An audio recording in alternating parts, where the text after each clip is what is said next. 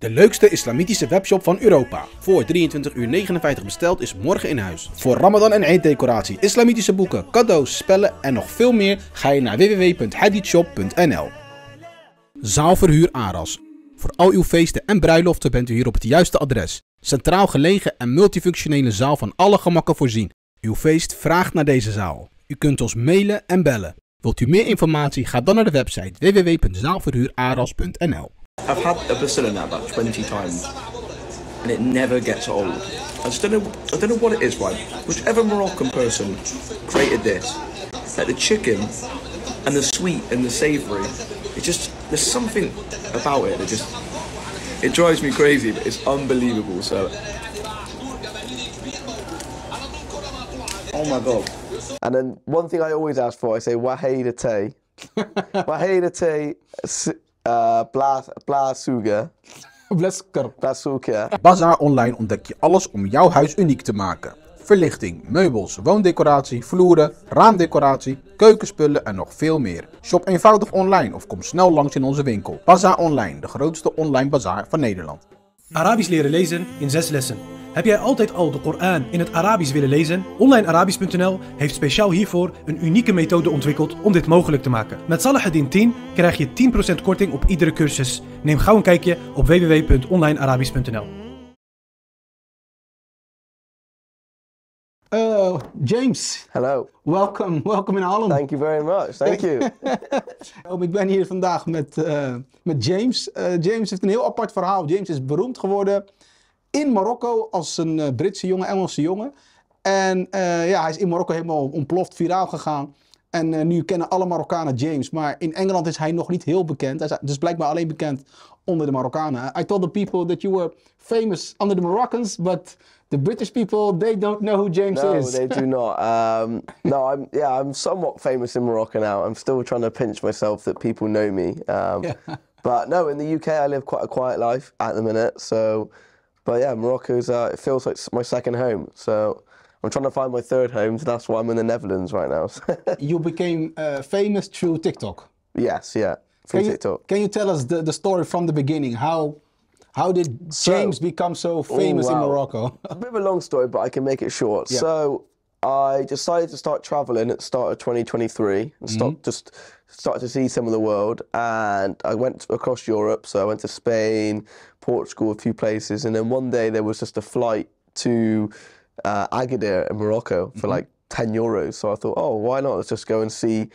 I'm all for trying new things. So I went to this country and I arrived and I thought, I've made a mistake here when I first turned up because it was just so different and I've never seen anything. I've been to Egypt before, but on a family holiday in a resort, but this was arrive into the world. So alone. Yeah, alone. So I got back to my hotel and I just had two days of just crazy fun, riding camels, going to markets, haggling. Your first impression? First impression was... Did you get scared or something? I wasn't scared. I was a little bit nervous with how people were, if people were friendly, because we do have a lot of the stigma in the UK and in Europe of what people are like there from these types of countries because the fake media the says... Islamic world. Yeah, the Islamic world says that these people are bad people and everything. But when you go there and realise these people are just so friendly and... Yeah, I went there once and a year later, I was just 2 weeks ago come back and that was my 10th time going there, so... Okay, the first time, yeah. How many days did you go? I went for 3 days. Three days? Yeah, only 3 days, and then you returned to England? I returned to England, yeah, and I just thought, why not go back? So I did a proper trip been to Marrakesh plenty of times now, so... and then I've been all over Morocco, so... And your second time, where did you go? My second time, I went to Marrakesh, and then I went up to Chefchaouen, so I did Rabat, up there, up through Rabat into Chefchaouen. With a bus or train or something? I did the train, so I've been on the TGV and the older train now, so... But yeah, there's been so many times now where one time where it stood out where I took my granddad with me once. I took him to Agadir, Marrakesh on a little day trips. And yeah, he loved it. So 80 years old, he came with me. So when did you fall in love with Morocco? I think it was early on, but now I think towards the end, when more people start to know you and you start to feel more welcome there from videos you make, I think every time I go now, I just feel like it doesn't. You're home. Yeah, it feels like home. So, which is really nice. That to have more than one country, which is, it feels like home. So England feels like home, but obviously now Morocco. But when you were traveling to Spain, Portugal, did you also use TikTok before? Yeah, so I was using TikTok. So I've been on TikTok now as a creator for about a year, just over a year. So it started in January 2023. But back then it wasn't that much of paying TikTokers that well. I wasn't paying. TikTok's changed a lot in the last year compared to YouTube possibly, but it's starting to, it's becoming more like YouTube now, where it wants longer form content on there. Yeah. So yeah, at the start I would post a lot of edits and different things, but now I try and make the videos as natural as possible. I know, but when you were before in Portugal, in Spain, did you have a lot of followers back then? Not really, no. I've only recently kind of gained a lot of followers, but back then, no, I was just posting it for me, just enjoying posting. So okay, but when you went to Morocco, so the combination James and Morocco, that was the trigger. Yeah, I will say I gained a lot of followers in Morocco, and then I've done a few videos like in the UK, which gave me a lot of following. I ran a marathon in the UK. So I'm known more in the UK for like my fitness and more for my just my day-to-day life. Maybe looking quite young, I don't know. But in Morocco, I'm known as anything. I'm known as the school guy. I'm known as Mr. Bastilla. I'm known as Muslimin. I'm known as everything. So people just know me as the guy. So. And your language, Morocco isn't really an English-speaking country. It's more Arabic and French, Darija and French and Amazigh. But how do you communicate with the people there? Well, a big tip is a lot of pointing does help. I will say a lot of pointing to things and speaking in very basic English. But I have started to learn Darija, so really, it's very, very small amount, like shwia, but I can get by in conversation with ordering things. But that's when my Darija does run out. Give it a shot. So if I was to walk into a shop, I'd say like Salam alaikum, labas, and then one thing I always ask for, I say Wahida te. Wahida te bla suga. But I can obviously that's the thing, when I come out of Morocco for a few weeks and all I do is speak English, even in Europe, speak English, the Darija goes out my head very quickly. What do you do in Morocco when you are not TikToking? Because we know you from your TikTok videos. Yeah, well, you are not 24/7 on TikTok. No, of course not. What are you doing there? Well, a lot of the time I just spend time with locals. It shocks a lot of people, but people just think I eat. All I do is eat all day, but a lot of the time I'm just spending time with like just locals at coffee shops, speaking, trying to learn a bit of language, or I'm recovering from all the bread I've ate a few hours ago at home. But no, usually I'm just out. I'm sometimes just walking around the city because I like to film stuff, but it's nice putting your phone away sometimes and having a conversation with the locals.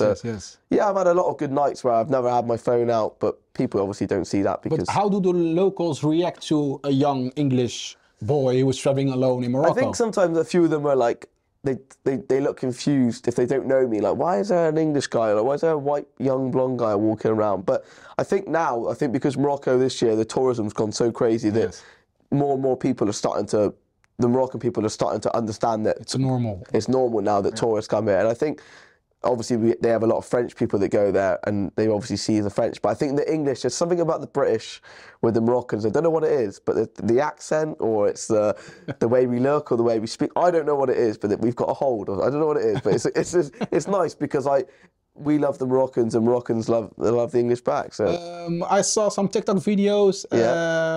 You fell in love with the Moroccan food. Yeah. Can you tell us something about your love, especially Bastilla? Yeah. Oh, I don't know what it is. It's just the English food we have at home is very basic. So whenever English people travel and we have a different type of food that has some sort of seasoning on it or actually a bit of spice to it, which is not just boring chicken and chips or something. So we like foreign foods a lot. Yeah. So, but yeah, the Bastilla, I don't know what it is. It's just a mix of the sweet and the saltiness in there.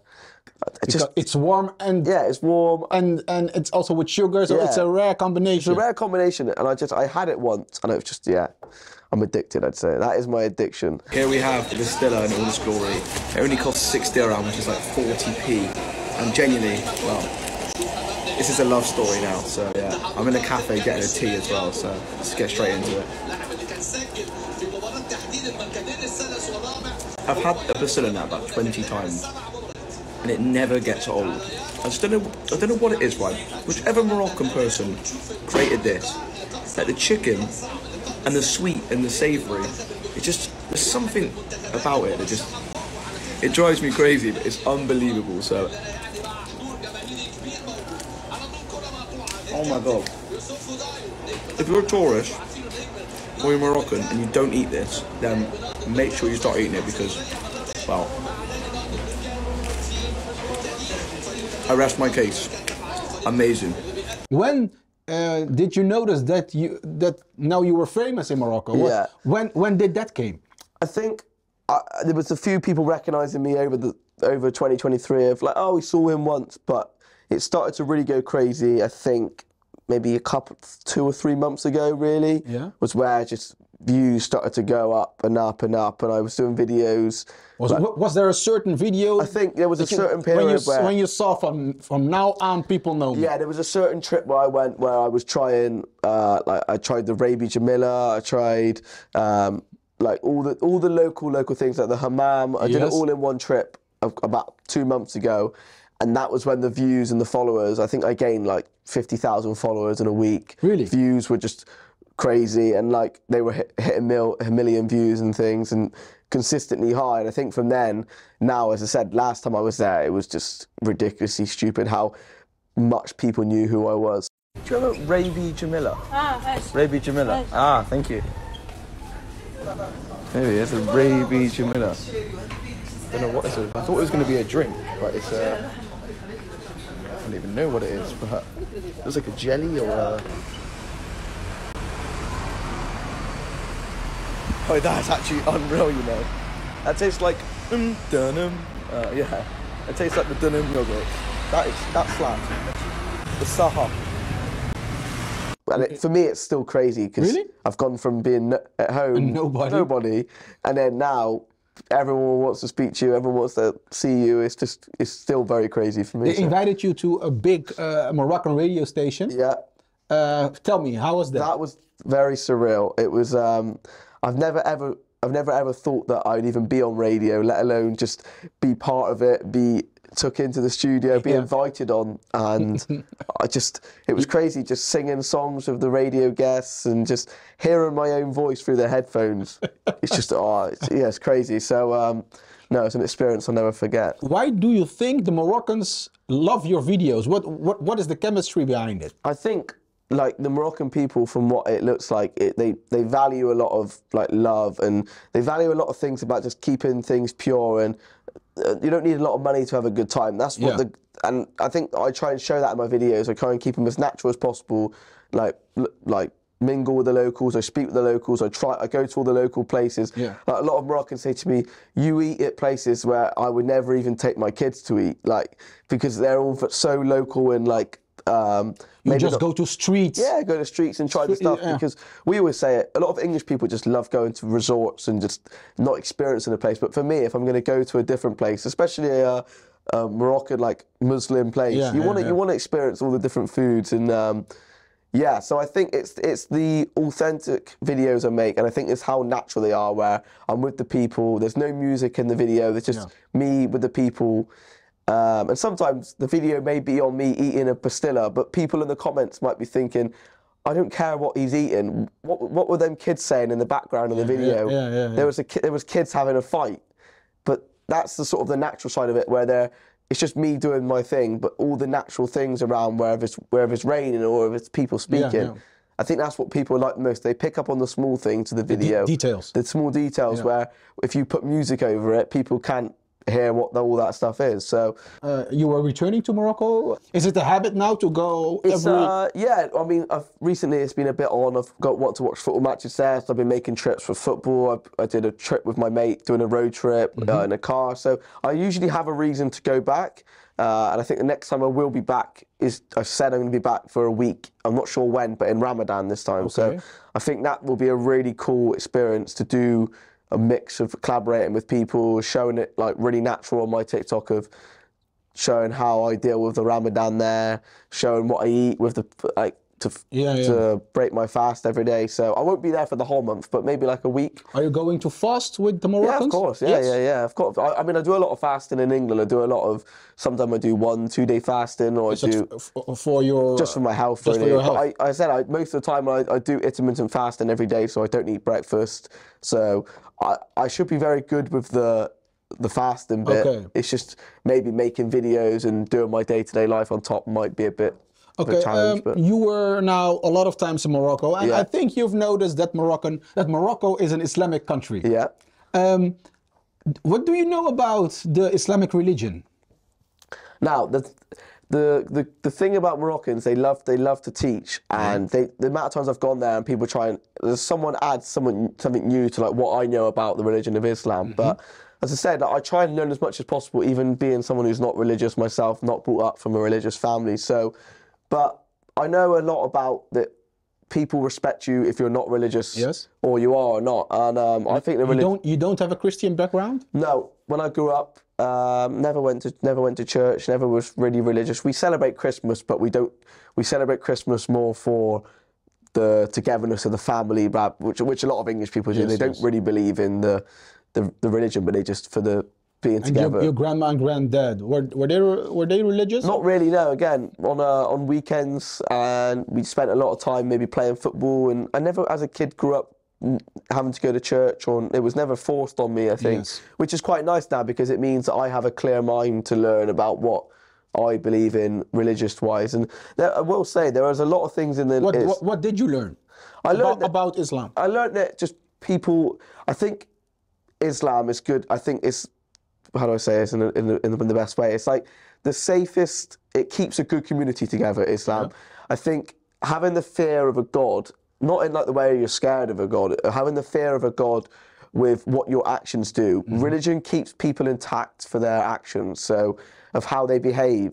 I think living in a religious environment. When did you notice that? I think I noticed it when you're there, when you're with people, comparing it to the UK, where people, they act on emotions more. But in religion, when you got a religion, you act on what you stick to and you believe in. So I noticed it a lot where there was one time where people get into they might hit cars or crash and they get out the car. If that happened in England, you probably get, because people just act on their emotions. Oh, you hit my car, well, I hit this guy. Yeah. Over there, because people know that someone's watching, like in their eyes, someone's watching, we have to behave a certain way. The two guys just hugged it out and said, salam alaikum, don't worry, my bro, like sort of thing, it's okay. Yeah. Got back in the cars and drove off. I think if that happened in a country where it's not religious, someone would want to hit someone, there'd be a bigger issue coming out of it. So if God is looking above all us, Yeah. so that's why our manners behave in a certain way. Yeah, the way that you behave, the way you treat people, the way that they have got like discipline, boundaries and everything. I believe a lot of that in my own life, of how I approach my own life. It's just that I just have not took a religious outlook on it because I was never... But I have been doing, obviously, like you said, a lot of learning about it. And Have you ever been into a mosque? I went into my first mosque today in Utrecht. Your first mosque? Well, I tried to go into a mosque in Fez, and the person on the door wouldn't let me in the mosque. Why not? Because he said before he asked me, he didn't even ask me. He said he's not allowed in because he's not a Muslim. Really? But he didn't even know my name. He didn't know where I was from. He didn't know what I could have been a Muslim. I could have been practicing. If you want something to know about the religion. But he just said straight away, no, he's not coming in. So I haven't. It wasn't a thing of like, oh, I really want to go to a mosque. I'll appreciate, like, the mosque in Utrecht today was beautiful, really nice. What did they tell you in the mosque? Oh, they just said, like, this is where people come. I learned about what time to the day, the 5 prayers on the wall. A bit about the background of the mosque and a bit about the religion, and people trying to... And it's nice to actually watch people pray, because you can see people are at peace with themselves, they're quiet, they're praying, they're thinking about what they're praying for. But also, to me, it doesn't make me feel... Do you believe in a God? In God? I don't believe in a God to a fact, but I believe that, like, I believe in a religion keeps people together. I think if stuff starts to go wrong in the world, I think being part of a religion is a better place to be than not being part of a religion, because you hear all these people that say, it sounds so crazy, but when you think, the amount of times I say the word God in my language, like, oh my God, or like, thank God, or but I'm never even thanking God. I'm just saying it. Like I'm just saying it because I think people really don't realise that they say all this stuff like Jesus and all this stuff. Like I say a lot, like Jesus Christ, that's amazing or something. But you don't even. You're not religious. You're just saying it because it's part of your culture. Yeah, I don't know why, but I think more people would be better people if they learned more about religion. I'm not saying people have got to practice religion, but if you have a basic understanding, I think it helps with me now. I've got so many friends that are Muslims myself that I understand their. But is there a main reason why you don't believe in a God? I don't think there's not a. I just put it this way. I don't believe there's someone in the sky of like looking over, but I believe in the idea of it, and I believe in the idea of a God. Who's telling you about some old man in the sky? No, I'm not saying, but I'm just saying like from what I learned in school about God's there, created the obviously the classic education, Adam and Eve, yeah. But I think just for me, like as I said, people want me to try and so many like Moroccans are like, let's try and get this guy to convert to Islam and all this, and I think it doesn't bother me when people say that. You can try all you want, but as I said, I'm just happy. Like I believe in what I believe in, and I'm like, what do you believe? I just believe in that people should just be. People are just people. No one's better than anyone. I think everyone can get on with it, even if you're Muslim, you're Jewish, or whatever religion you are. If you're not religious, people can get on, as long as you just respect people's beliefs. I think that's the biggest thing for me. Don't try and change anyone's beliefs. No. But my question, maybe I'll ask the question in a different way. Yeah. Where do we come from? But there has to be a first thing. Don't know. I haven't probably put much thought into it, which is probably not the answer you're looking for. But do you think did we grow from the apes, or what? I mean, if I'm looking at it from what's the most likely thing that happened, I would say I can see the ape theory being, I can see the apes being more. You really think that? No, but I don't know because it's not like I don't care enough to research into it, but I'm just like, I'm comfortable. I love to learn about my other religions and stuff, but. If people, I always say, you do you, I'll do me. If we get on well, but that's not the issue. I just really want to know how you think about certain things in life, and this is a big thing. This is not a small question. No. Again, it's like you're asking where do we come from. It's a hard one because I think being brought up not really having to worry about it or being never asked that question or challenged on where do you think we come from. Because religion is not a big thing where I come from. It's hard. I still haven't made my mind up on where we come from, who we are. But I don't know. I think I'm the. Is it assumable that there is a God? I'm not saying. Yeah, 100%. I think there is. I'm not saying that you have to say that there is a God, but if I told you, well, there is a God, He created this earth, He created us, is that a really strange theory? No, it's not strange to me. When people talk to me about their religion, about God, what they believe in, I don't think, oh, you're making up a load of rubbish. To me, I will believe what they will say in their opinion. No, not their opinion. It's to you. Is it when you are hearing that theory that there is a God? That He created the earth, He created us people. When you hear that, do you think that is really strange to hear that? Or do you think, well, no, I don't think it's assumable because it's one of the. I don't think it's strange at all. I think it is possible that it could have happened. I think I think it's possible that's what it that's where we come from. It's just that because it's not really the way I've ever looked at it. I've never really put much thought into it. So maybe I should start looking into it more and. I don't know. Because you went to Morocco and we loved your videos and we laughed and we smiled. But there is another part of Morocco and that's the religion. Maybe you can include also the religious way people live in Morocco, not only the food, not only because I think that our religion is a beautiful part of being a Moroccan. Yeah. Well, I think that's what I'm going to try and do in the next month or so, where I said that I've done, like you said, I've done a lot of videos on the stuff that people see, like the food, the culture. But that's why I do really want to come back for Ramadan, is to sort of show what the religion's like. Yeah. Because obviously Ramadan's quite a popular thing in the outside of the Muslim world. People know it. People know what it's about. Welcome to a day in the life as a non-religious person fasting on the first day of Ramadan. As you can already tell, my mouth is already very dry as I've not drunk any water for, I think, 15, 16 hours now, which usually when I wake up in the morning, I have a coffee, but that's not allowed either. So I'm going to have to find a way to wake myself up in the morning, and I think I've got the perfect idea. A cold shower. Wow, it sure wakes you up all right. So it's a couple of hours on now from the cold shower, and it is currently 10 to 2 in the afternoon right now. So I've got around 5 hours to go until I can break my fast.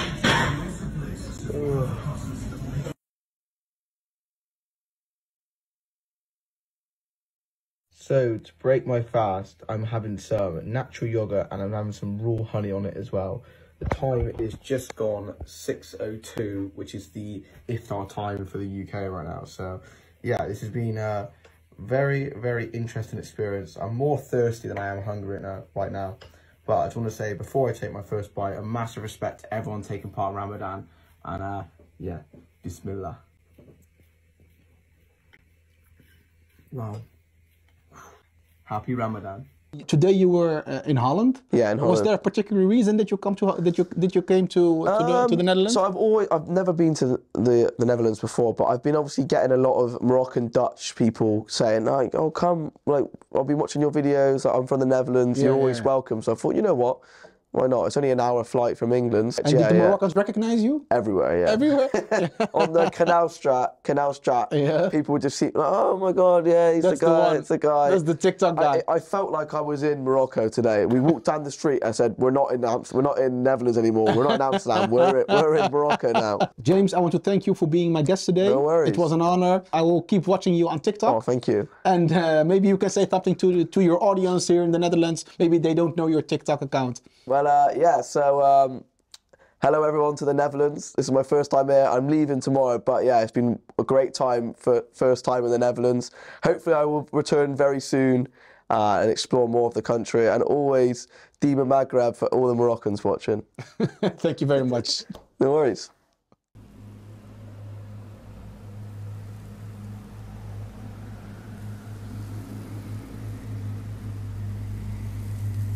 Subhanallah, hier is de grot waar onze profeet sallallahu alayhi wa sallam de openbaring heeft gekregen. ثم قال اقرأ قلت ما أنا بقارئ ثم ضمني قال اقرأ فقلت ما أنا بقارئ قال اقرأ باسم ربك الذي خلق. حينما اشتد الأذى على المسلمين في مكة أذن النبي محمد صلى الله عليه وسلم للمسلمين بالهجرة إلى أرض الحبشة. في ذلك المكان ربط سيدنا محمد عليه الصلاة والسلام البراق الذي جاء عليه. رجلان خرجا من مكة هاربين ثم يرجعون بالآلاف من الجنود. Hebben de moslims hier de mushrikeen van Quraysh keihard verslagen. During that moment, it is the moment of Prophet عليه الصلاة والسلام departing and leaving. فلما توفي عليه الصلاة والسلام قال أظلمت المدينة